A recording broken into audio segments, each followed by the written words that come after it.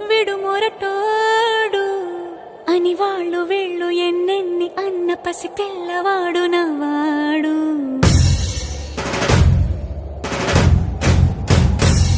విడు ముండోడు అని ఊరు వాడ అనుకున్న గాని మహారాజు నాకు నవ్వాడు.